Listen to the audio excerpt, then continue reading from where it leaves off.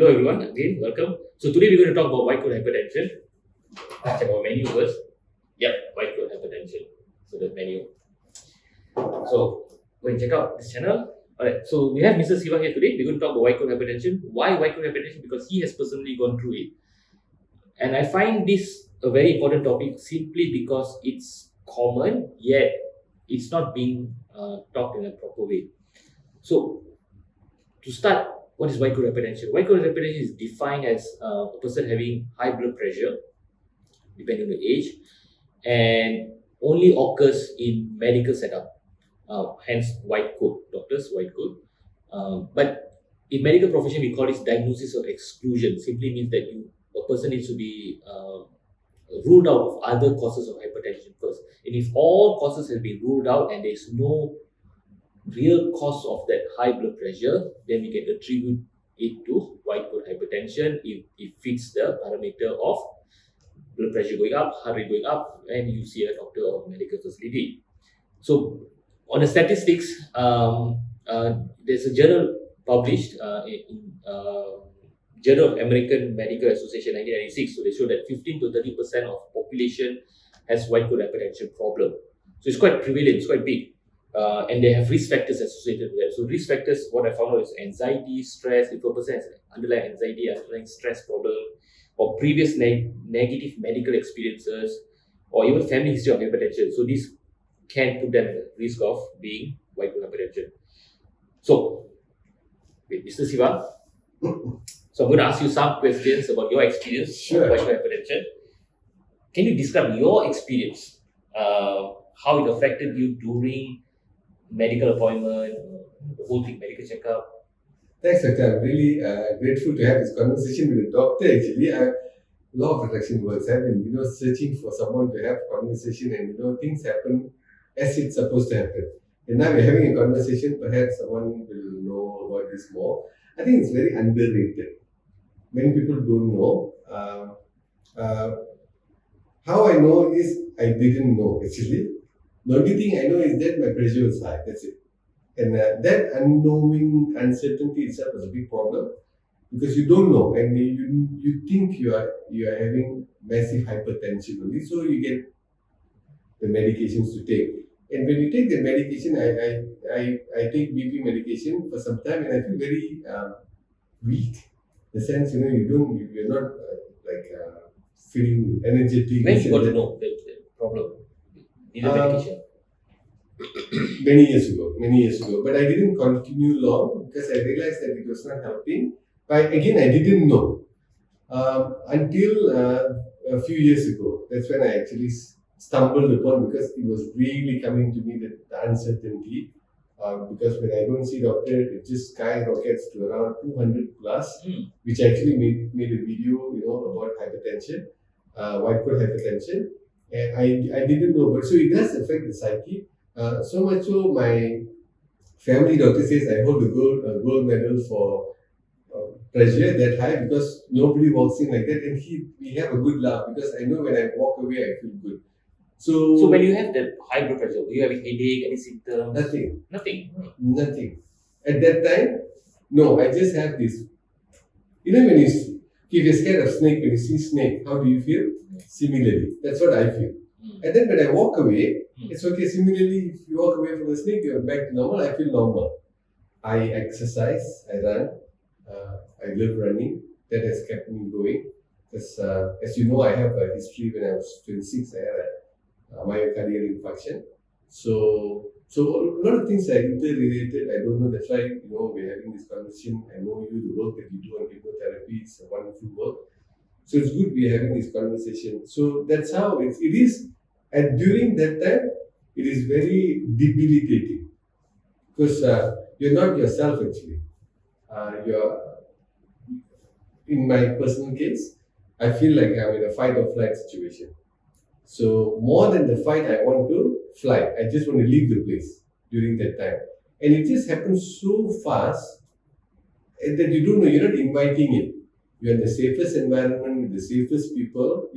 My mind says all that is fine, but there's something that triggers. And that is something I think we're investigating, right? So it is debilitating. So, after what happens your journey? Okay, so I think I got to know this high blood pressure kind of thing maybe around 20 years ago kind of thing. And I think one of the things that is ingrained is basically both my parents were hypertensive, and the myth says it's also genetic, this and that. Yes, and also I believe there's also lifestyle involved in it. Environment plays a bigger role, I guess, what you eat.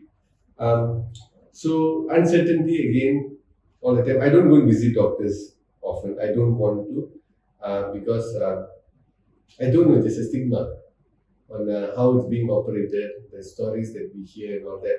But I have some good doctor friends that they are close confidants for me. I can have conversation. And lately I met up with you, and I thank God for that because we can have some intelligent conversation, right? So that journey was going on for the longest time. So I'm not like an addict where I need to go and I must check, I must go and check, I must go and check. But there was a time, I think a couple of years ago, things were like, I think work stress and all that things, everything bundled up and a lot of things were happening. I think it basically amplified. So the amplification, I think around 3 years ago, 4 years ago, it amplified. When it amplified, it was very intense, very intense. So much so you can feel that you are not right. So that put me in another search. So I went and got my when I first spotted this thing happening. Even before that, the journey, I wanted to go for a minor surgery. I have a small lipoma here. I wanted to get it out. So I said fine, but before that, I know I have this fear of going to hospital because I'm using smartwatch, and the smartwatch gives me, when I'm going to hospital, I know there's a rise in my heartbeat. So I know there's something happening, and I feel that I always joke with my family. If you watch this movie Bumblebee, in Transformer, when Bumblebee wants to go for a fight, the ship comes down. That ching. So it's like that. I have ching when I go to hospital. So interesting. So went there, and then they said it's just a minor surgery, daycare kind of thing. That I had to stay a day because insurance card, and then obviously that's how the procedures work. Because insurance card really is a fantastic catalyst for how the economic works. I'm not going to go into that. So what happened is that I was given Xanax or benzodiazepine or something. So I had that, and then I was supposed to get ready for that, but my pressure was consistently high. My heartbeat was consistently high.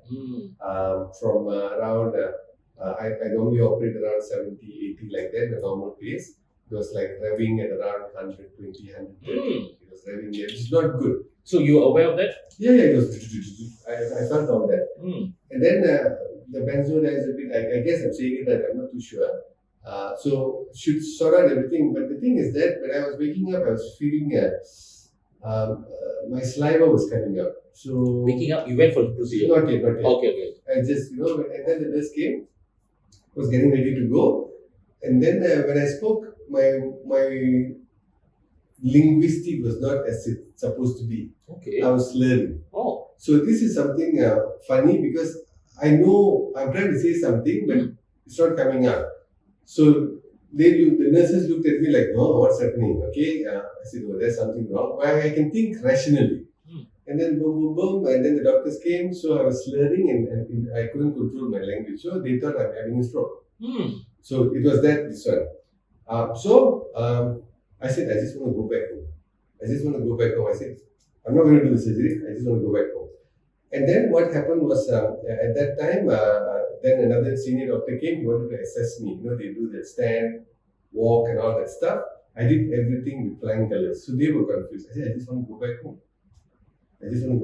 And then that thing faded off within minutes. And I realized after going back, and this is the thing, the moment I reached my car, this is walking now, I actually walked down, reached the car, handle to go in, heartbeat dropped from 130 to 100 immediately. So it's like Hancock, the movie, when you go to the close affinity, so it's like, and then when I'm far, by the time I go back home, I was fine. Okay. Everything came back to my normal heartbeat, this and that. And then obviously I went for MRI and all that stuff. They couldn't find anything. That's normal. But when they check the pressure shoots up. I feel agitated. Go back home, I'm fine. So until then, I don't know also. Just imagine you don't know what's happening and that fear came. So I went on a journey. So what I did, okay, let's find out what is this. I checked myself into 30 days Ayurveda program. 30 days? 30 days. Wow. Okay. So you stay in that place? I come here because house is just like 10 minutes away. Nice place, nice doctors, good people, change of environment. So even there, they were doing all that. It was not helping. The pressure, whenever they check, it's high. But after that, I'm feeling normal. When they do all the things, I'm like, high, this and that. So there was one day, they were inducing, there's a treatment. You basically, they induce diarrhea and also they induce vomit. This is to cleanse. During that time, typically, your pressure should be low because you are, right? Funny thing, when I went down to check the pressure was still high. It's like, even the doctor was so confused. Why is it like that? So that's when I realized, when I went back again, then I wanted to check my data. Exactly at that time when you put the cuff on, I saw a spike in my heartbeat. Then I realized there's a big correlation of the spike of my heartbeat and during the time. That's when it's the aha moment. I knew all the data I've been collecting is for a good thing. And then only I was able to have intelligent conversation with the doctor. And then, there's a trigger. There's a trigger. Then started learning about it. Rather than freaking out, I know now, hey, there's a snake. Before that, I didn't know. I thought everything was a snake. Now I know what's a snake. You just imagine if you have a snake, you go near the snake, you'll flare up. During that flare up, just imagine you're checking your pressure. So my snake was the BP machine. So when it was going up, you were having headaches? Nothing. Nothing. Except the sensation of palpitation. Yeah, palpitation. Only that. It relates to The heart rate. Heart rate. It's just amazing correlation. Until now, I have the correlation. So at least I know where to go, or not to go. So I can calibrate now. Last time I didn't know what was happening. And when it's unknown, it just goes into a spiral. And it creates a lot of other things. Okay. So that was the thing that was happening. So after that, I went for many other things. Went for osteopathy to see whether my C1 is aligned properly, this and that. Nothing worked until I met up with you. We are in a journey whereby I believe it is not to say it has resolved everything, but our conversation and your therapy has brought us to a place where let's find a journey. Let's find a solution. The solution is not just you go, done. It's not a switch. It's basically there are many areas, the dominoes. And during this process, what I learned is first I started preparing myself. You helped me to draft a letter to tell about white coat hypertension because in this country, I don't know, in many places, the moment when you go, you tell them, hey, I have white coat hypertension. They ask, what? What's that? They don't understand. Even the hospitals? Hospitals. And when you see, pressure shoots up, this and that, some, okay, it's normal, that kind of thing. Some are compassionate, but many are not sure. So one of the government places that I went, I said that, they just laughed at me. Even these were scared of.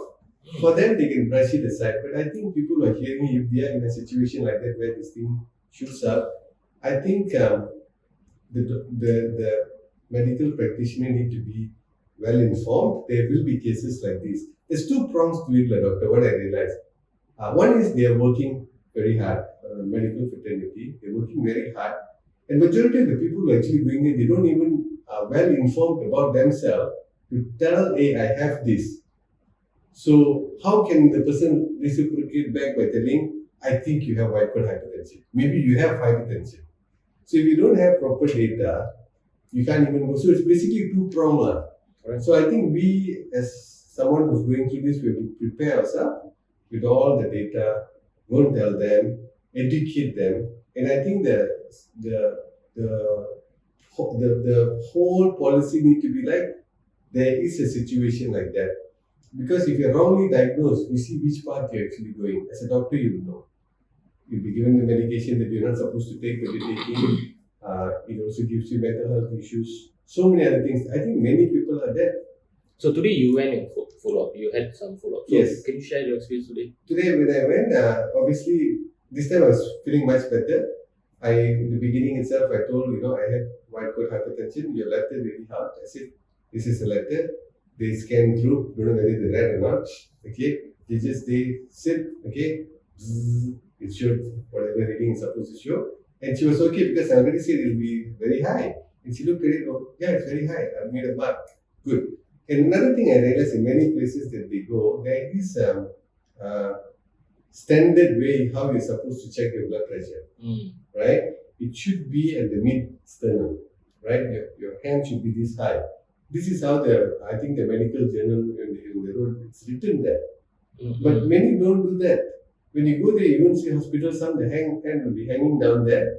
So the pressure thing will be at the stomach. So can you show us how it should be measured roughly? It should be around here. Alright, okay. And the hand should be rested on in a nice comfortable place. That's the middle of this. Okay. So it should be around here.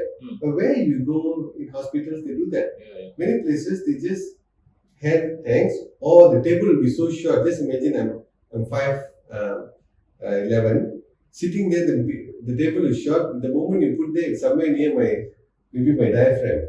And the study shows there's a thing called hydrostatic.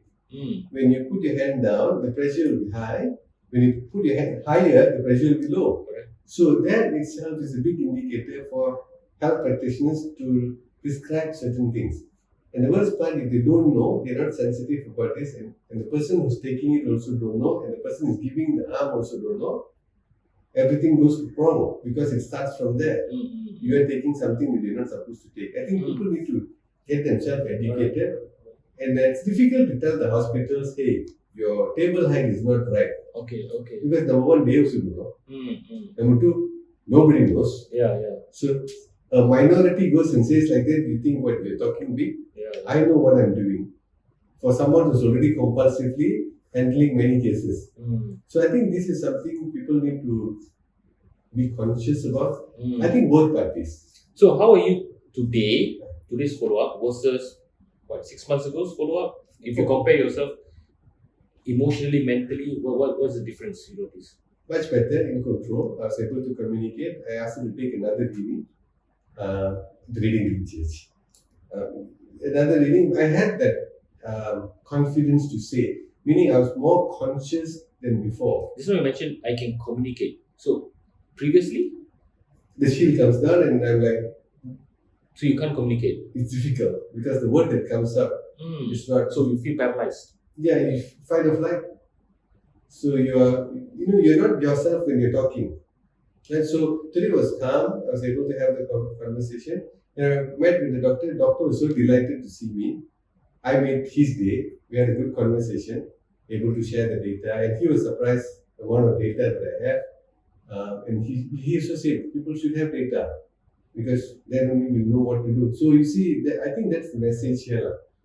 We must know ourselves, know thyself, right? So just before reading the blood pressure, what was running through your mind prior to this 1 year ago and today? What do you think? Prior to all the things we're doing, okay, I'm more equipped. No. What I mean is, prior to this 1 year ago, okay, when it's time to measure the blood pressure in the hospital, what runs through your mind? Uncertainty. Don't know. What if the pressure is high, which is high? What will happen? I don't have any data to show. I might be wheeled into the emergency department. I will be subjected to some false this one. So many things, and because fear, anxiety, all kicks in one shot. They don't come one by one, right? Everything, one bundle, one big chemical reaction, paralyzes the whole system. So not able to communicate as how to communicate. And a lot of people are going through this. They can't communicate. So if you can't communicate, how the other person will know? So that's where, I think this journey helped me.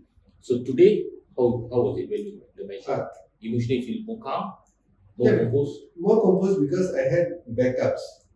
I had my your letter, I carried. I have all my data. Now I've simplified. I put it in my phone, so I can just show because I put it in my. So how do you actually monitor? What you see data? How do you do it? I have a few things. I do that. So one of the data is obviously BP. Okay, I So you buy the manual one, buy the the automatic one. run one or anything that we have. Buy. I have it at home. It's calibrated. Once in a while, we bring it to the pharmacy to calibrate. So that's important. Must be calibrated, not just having it. If it's new, fine, because it's already calibrated. That's one, because it's important to know. Second thing is, because I can get the real reading in the hospital setting. So at least when I'm relaxed, I'll be able to know. So that is the pressure part. The second part that I really monitor is because I run. I need to also know how's my output. So I measure my heart rate. I measure my resting heart rate. All this through the smartwatch. I measure my VO2 max, which is your oxygen, your cardiorespiratory. I also measure my heart rate variability. All that I see. So all this you can measure from your smartphone. Everything is there. Is there a specific smartphone, a smart watch, or any brand? The one that I use is Apple Watch and iOS.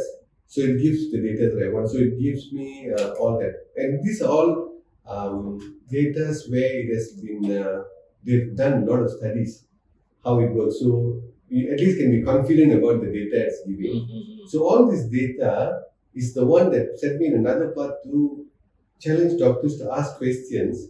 Hey, how come if it's showing me like this, how can I perform like this? So that's where the dispute. So today when I went, I was able to show and when I met your friend, the cardiologist, it was really good to open up because what he told me is that when I was 22, there's 28 years now. So fast time flies. The heart has adapted itself to take on the stress that I'm going through, the workout and all that stuff. So although my LVEF is lower than other people, but I'm able to do my half marathon. Now I'm doing my 10 km and all that stuff without panting this and that. Right? So I think that is something we have to give credit to our body. This amazing being, a doctor that is inside the blueprint is actually doing 24/7, doing all the repair work. And we should be grateful to that. There's something has happened. Definitely, I don't have the same heart as someone else. Nobody has the same heart as someone else. Mine, it has a Q wave. Because of the infarction that I had, it has left a scar. So I have a scarred heart. So Cupid will be like, why you have a scarred heart, right?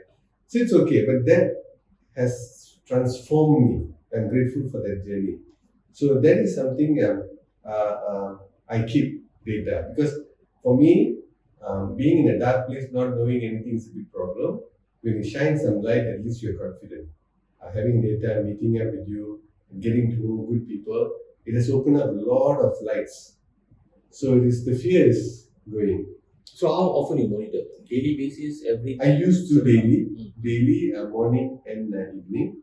I used to. Now, whenever I can, I'll check maybe 3 days once, morning, evening, I'll check. And I record it. Everything is recorded in my phone. I have a note. I put it there. So it's easy. If anyone asks, I can just show. So then it was so easy when I went, although you saw the data like that, so the conversation we had is, because normally when a doctor wants to see, they will look at the vitals first. So he saw my vitals, it's like, oh, okay. And then he said he actually looked at me, oh, this guy is okay. It's okay. I was just sitting there and minding my own business, not the emergency department case. And then he was comfortable when I went. I had a chat. Yeah, actually, I observed you. I said, you did? Okay, cool. I know you're okay. And then when I shared about all my stuff, then he said, you're good. Okay, good to go. Bye. So your experience with your white coat hypertension and medical facility, what's your relationship? What do you feel now? Your overall experience. They're good people. And they're good if you're good to them. That's what I realized. I mean, we always say, my wife and I, the person was really nice, And then we paused for a while because we were nice to them.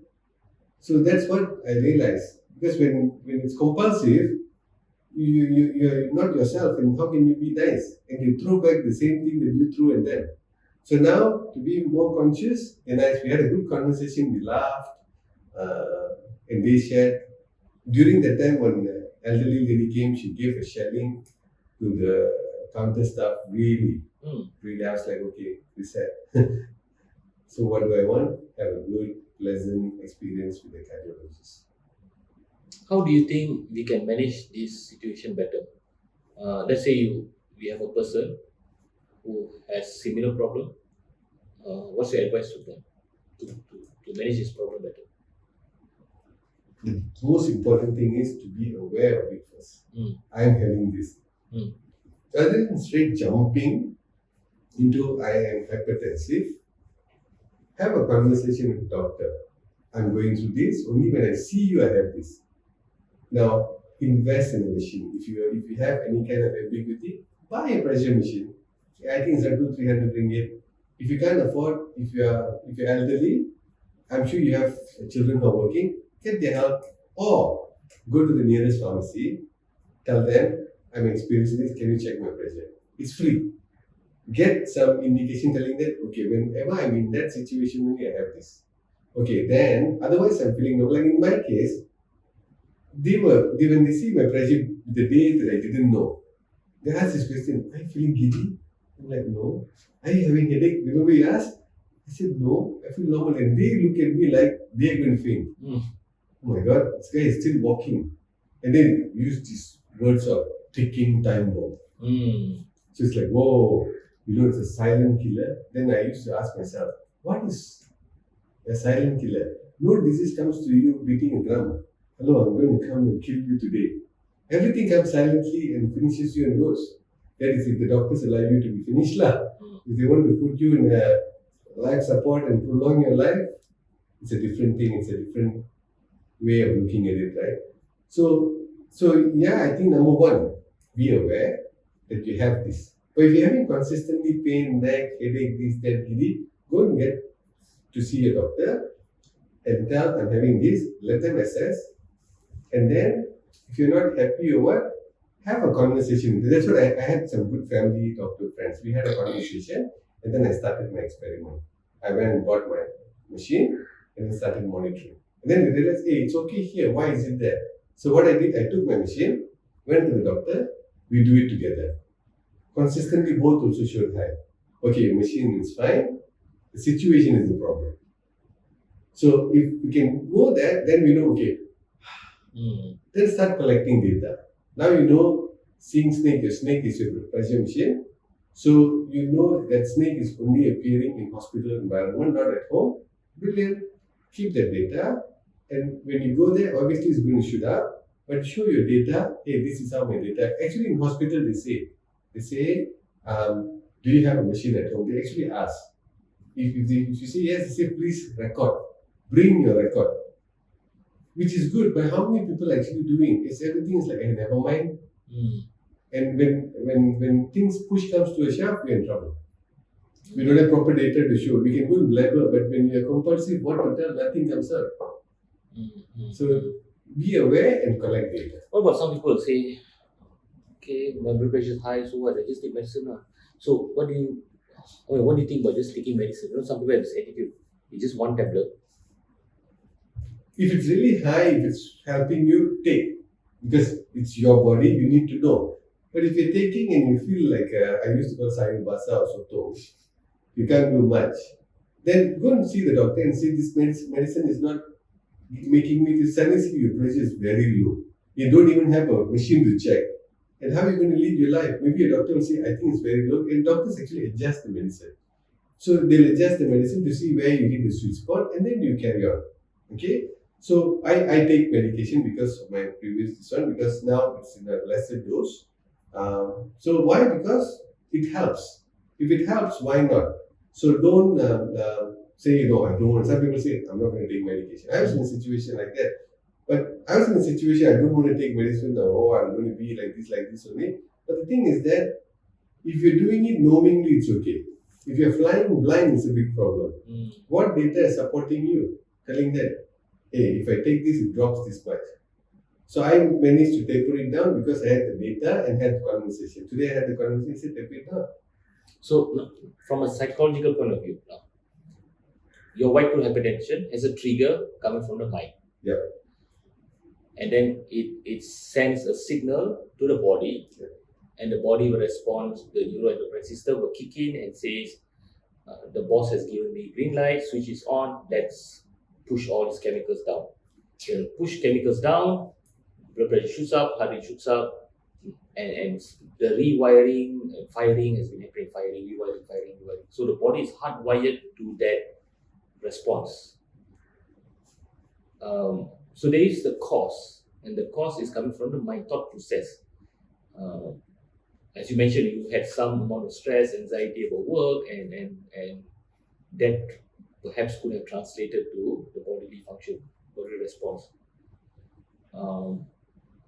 So how do you think we can change that to make things better? So far, what have you done to correct this process? Psychologically, you're very true, doctor. That loop, when it goes in, it only gets higher, doesn't go lower. So I did experience that when I didn't know, even when I'm sleeping, my heart rate is high. At that time, because it's just, you don't know. It just goes palpitation, because you don't know. So were you having dreams? No, Not dreams, it's just palpitation. Okay. Anxiety. It's just anxiety because not knowing what is the issue. Now I don't have. One of the things is, obviously, what is happening is that knowing it and the data supports it, and having conversation with a good group of people. I have conversation with you quite regularly. Go find someone, a doctor, friend, or someone in the family who knows about to have a conversation. Now, in the yogic law, I think they say, if you want to get the fear up, fear is basically false evidence appearing real, right? You don't know of the unknown. The only way, if you're in a dark room, if someone put a rope and you are scared of snake, right? You'll freak out, oh snake, and then they switch on the light, and then they shoot, hello, this is rope. And then they switch off the light, they put the rope, and they say, you're fine. So that light is actually knowledge. Get as much knowledge. So I dedicated myself to collect a lot of data, to do a lot of studies. I go into journals to read about National Institute of Health journals, PubMed, and all the things, so that at least we can have intelligent discussion. Many doctors don't even read journals, doctor. That's the sad part. But the problem is, they don't even read, number one, but some read. Some doctors I saw they read. Many don't read. They don't read, at least they should be humble when someone is telling, oh, the ego kicks in. They say, don't talk to me about journal. All this internet, you can't believe. I know who's writing all this stuff. Yeah, I should know. Who's actually funding the writing? The person is writing, right? So that is something I think we need to be able to have the right person to have a conversation. It's a difficult thing, my doctor. You must be bold enough to find. So it's not easy, but I think it's a personal experience for each and every one. So let's go back to your trigger. So let's try to identify the trigger. What do you think the trigger is? The moment you walk into the hospital, the switch is on, and the body fires the chemicals. Hence, your heart rate, your blood pressure goes that high. What do you think is sending the signal down? I think that is something we're trying to figure out. I don't have the answer, but I have at least the peace of mind. It's only temporary. That is good. So meaning, I know I'm going to see a snake. It's a body's natural reaction to fight. So if that's the case, I think that is something we need to have deeper discussion. Is the snake is okay, because I don't have to go and see the snake all the time. Because I think anybody in the right frame of mind, they won't just go, hey, I want to get fear. I want to get fear. Or we need to see what is triggering. And that is something we're discussing. I think the moment we hit that, I think there'll be another podcast will be coming up. What was it? True. What I would suggest for people to do is, if a person has this problem, one way to reduce it is to calm down the body.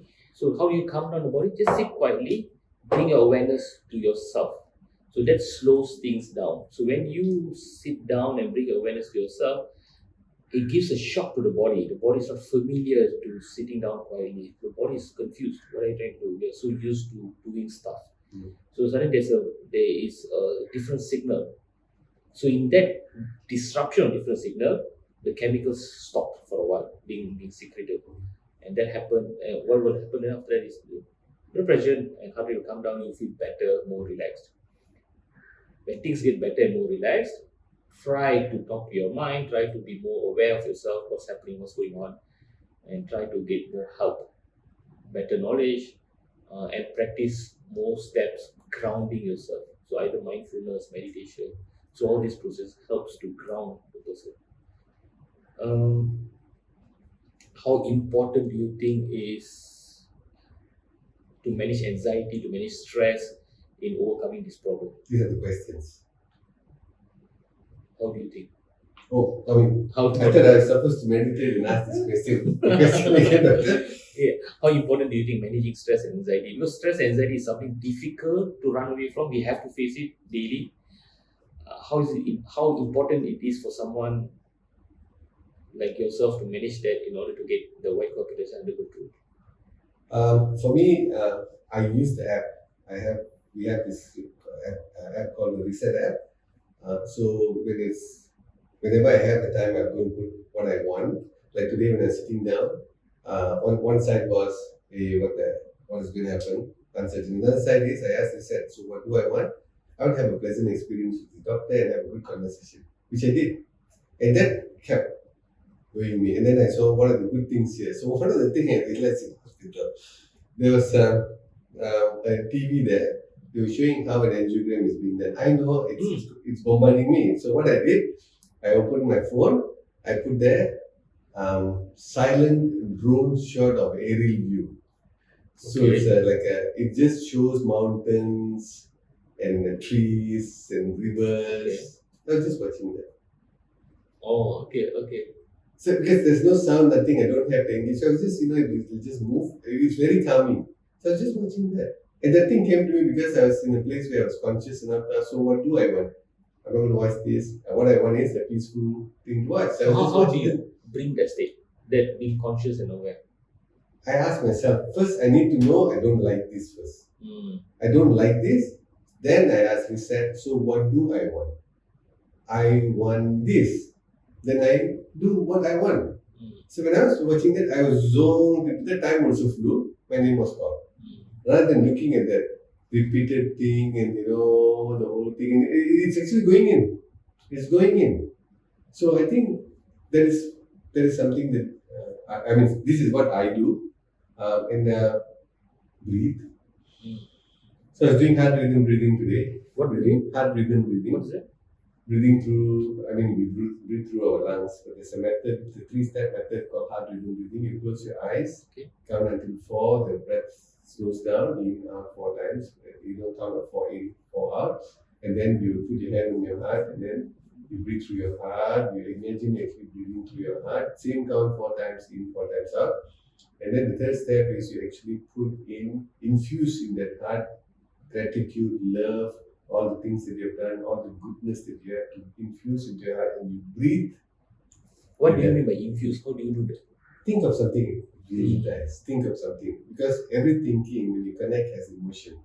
Bring that emotion into the heart, the love, gratitude emotion, all the things that you have succeeded, you go through it, keep breathing. Naturally, the heart slows down. Now, one thing I can't do, that's why we're having more conversations right up there.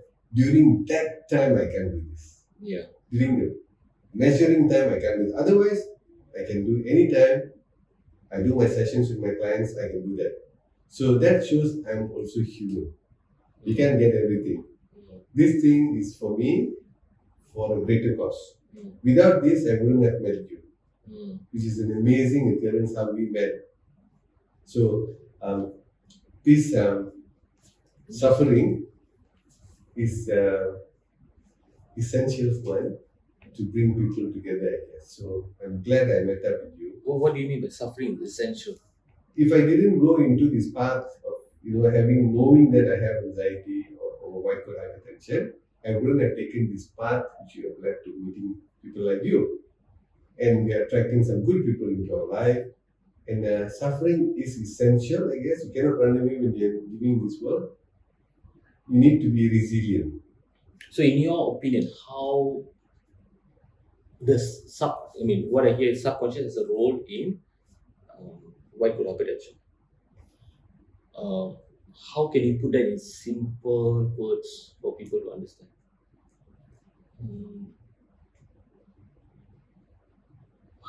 Many people do not know what subconscious is. Yes. How can we convince others that this white coat hypertension is a real problem? People can say it's coming from your mind. It's something that you're making up. No, I don't think so. So it's coming from somewhere. So it's real. So some people say that, no, the doctor or the hospital is telling me you're just making this up. It's just in your mind. Your mind is making things up. But it's so real. So how can these people be convinced or be... No, it's not something fake or bluff. It's real and it's in your mind. So how can we tell these people it's from your subconscious mind? I guess like I can only talk about myself, right?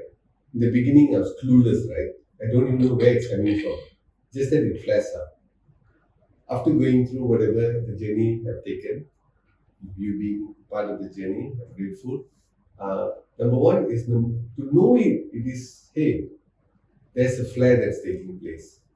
And this anxiousness is coming from somewhere. Where is it coming from? So I'm sure it's coming from the mind, which triggers very fast the body to have this hormonal thing happening. So during that time, I think that's where there's a shift that takes place that I need to know more about it, about the subconscious mind. Something has been programmed, knowingly or unknowingly. In my case, until now it's unknown because we have done a few things. It's very unknown, it's very hidden. Thankful to that, we are meeting and having conversations. Okay. So, before we end, anything you want to add to people who are listening there to give them some awareness about this? Get equipped. As I said, first you need to know that you might have white coat hypertension. Meet your doctor because it's very important for you to meet your doctor. Course correct if you need to. Get yourself a blood BP machine, a proper one, and then have the right method to measure because there's a thing called hydrostatic, and then keep the data so that you are able to bring it with you wherever you are. So your data must be written in a book or you bring it in your phone. No, everybody has a phone, so you can put it there and bring it along with you and show to your whoever that you're going to meet up. So that, and very important, sixth one, let your family know they be your support group. Because in case something happens, you pass up all that information they have. They can be your agent to communicate what you have gone through. This thing is very important. So hope all this information can be helpful to you guys. So thank you. Thank you, doctor. It's just amazing to have a conversation with a qualified person rather than having a homo person. So thank you very much. All right. Thank you, everyone. Thanks.